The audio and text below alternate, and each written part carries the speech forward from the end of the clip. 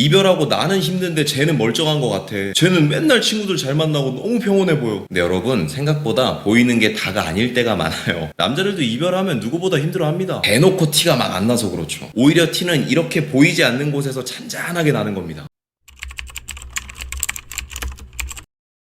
이별 상담을 하다 보면 가장 많이 드는 질문이 있습니다. 석구리님, 그 사람이 제 생각을 하긴 할까요? 걔는 이미 저 다 잊은 것 같은데요. 아마 이별하고 나서 너무 나만 힘든 것 같아서 억울한 마음이 들 때 많이 하는 질문인데, 글쎄요, 겉으로는 그렇게 티가 안 날지 몰라도 남자들도 이별하면 힘들어합니다. 이걸 막 티내고 싶어 하지 않는 것뿐이죠. 어디 유튜브나 인터넷에 올라와 있는 남자들의 후폭풍 신호처럼 막 슬픈 발라드 프로필 뮤직에 걸어놓고 누가 봐도 나 힘들어하는 상태 메시지를 해놓는 건 남자들 중에서도 굉장히 여성 호르몬이 강하거나 감수성이 많은 그런 여린 친구들이 하는 방법이죠. 보통 일반적인 남자들은 그렇게까지 티내지 않습니다. 그러나 그럼에도 불구하고 남자가 이별하고 나서 전 여자에 대한 미련이 많이 남으면 본인도 모르게 하게 되는 행동들이 몇 가지가 있죠. 오늘은 그 행동들을 5가지로 압축해서 말씀드려 볼게요. 이별하고 걔가 얼마나 힘들어하는지가 궁금한 사람이라면 오늘 영상만으로 그 사람의 힘든 정도를 알 수 있을 거고요. 혹시라도 헤어졌지만 다시 그 사람과 재회를 원하고 있는 분들이 계시다면 그런 분들은 더 유심히 보시면서 혹시 근래 들어 그 남자의 행동 중에 이런 모습이 보이지 않았는지 체크해보세요. 혹시 몇 가지 겹쳤다면 더 늦기 전에 시도해보시기 바랍니다. 어쩌면 오늘이 가장 가능성 높은 날일지도 모르니까요. 그런데 만약 시도를 한다면 연락은 어떻게 해야 하는지, 또 연락을 한다면 어떻게 만남을 잡고 이야기는 어떻게 풀어나가야 할지 당장 눈앞이 캄캄해지고 막막해지는 분들이 있을 거라는 생각이 드는데요. 혼자 힘으로 안 될 때는 전문가의 도움을 한 번은 받아보시는 걸 추천드려요. 물론 저한테 도움을 받으면 좋긴 하겠지만 막간을 이용해 저희 회사 소개를 조금만 하면 현재 제가 몸담고 있는 연애 컨설팅 업체 클레비스, 이곳에서 제가 아니라 다른 선생님께 상담을 받더라도 충분히 원하는 결과를 받아갈 수 있을 겁니다. 사실 제가 오래전부터 이 일을 하면서 중간중간 같이 협업하자는 업체가 몇 군데 있었어요. 그런데 단 한 번도 수락한 적이 없습니다. 특별한 이유가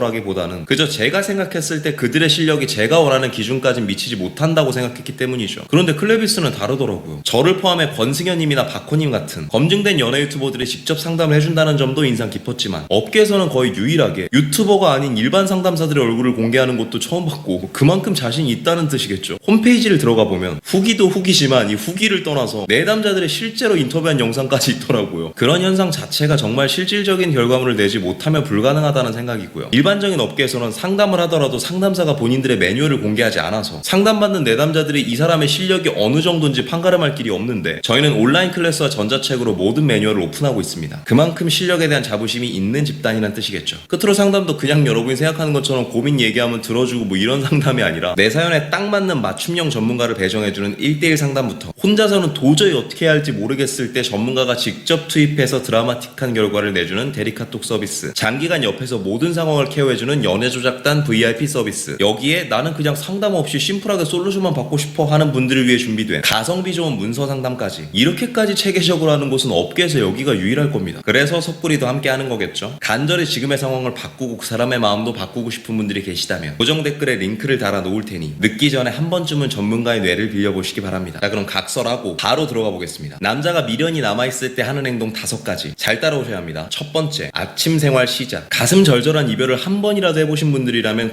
공감하시겠지만 이별 직후 가장 많은 데미지가 오는 시간대는 아침입니다. 점심에는 일이라도 하면서 잊어버리고 저녁에는 친구 만나서 술이라도 한잔하면서 잊어버릴 수 있는데 하루 중 가장 정신이 말짱한 아침에는 누구라도 이별의 무방비 상태가 될 수밖에 없죠. 대부분의 이별 노래 가사를 보면 뭐 네가 없는 아침에 눈 뜬다 뭐 이런 맥락이 빠지지 않는 것도 다 이 이유 때문이에요. 특히 바로 얼마 전까지 만났던 애인이 나와 실시간 소통이 잘 됐고 나와 하루 중 가장 긴 시간을 함께 보냈던 사람이라면 더더욱 그 아침의 공허감이 세게 오죠. 다시 말해 전 사람에 대한 영향을 많이 받은 사람일수록, 이별에 대한 상처가 많은 사람일수록 하루 중 가장 큰 데미지가 오는 그 아침 시간을 다른 일로 때우려는 시도를 부단히 하기 시작합니다. 생뚱맞게 아침에 산책을 나가거나 저녁에만 가던 헬스 시간을 아침으로 옮기거나 혹여라도 그 남자의 SNS에서 유독 아침과 관련된 피드나 스토리가 자주 보이기 시작한다면 높은 확률로 그 사람은 현재 망가진 일상을 회복하기 위해 열심히 노력하는 중일 수 있어요. 그러니 이별하고 나서 그 사람 SNS를 염탐하더라도 저녁이나 점심보다는 오전 시간대에 어떤 스토리가 올라오는지 거기를 더 집중적으로 봐야 돼요. 이어서 2번째, 매력 없는 새해인. 여러분 못 믿겠지만 그 사람이 이별하고 새로운 사람이 빨리 생겼다고 해서 나에 대한 걸 전부 깔끔하게 잊은 건 아닙니다. 물론 헤어지고 3개월 뒤, 6개월 뒤 이렇게 천천히 알아갈 시간까지 포함해서 새로운 사람이 생겼다면 그거는 나를 다 잊고 회복한 게 맞을 가능성이 높지만 뭐 일주일, 2주일, 한 달 미만 이렇게 비교적 단기 단기간에 새로운 애인이 생겼다면 이는 이별에 대한 공백을 메우려 급하게 다른 사람을 만났을 가능성이 높아요. 특히 이러한 현상은 이 남자가 전 사람에게 의지했던 기간이 길수록 더 도드라지기도 하는데, 예를 들면 이런 거예요. 거의 모든 체중을 의지해서 앉아있던 의자를 누가 확 치워버렸을 때 넘어지지 않으려고 주변에 아무거나 붙잡는 원리와 비슷한 거죠. 상담하는 사람들 사이에선 이를 리바운드 연애라고 하는데, 실제로 재회 상담을 하다 보면 이 내담자의 전 애인이 너무 급하게 다른 애인이 생긴 경우에 역설적으로 그 케이스는 가능성이 높다고 진단하는 경우도 더러 있습니다.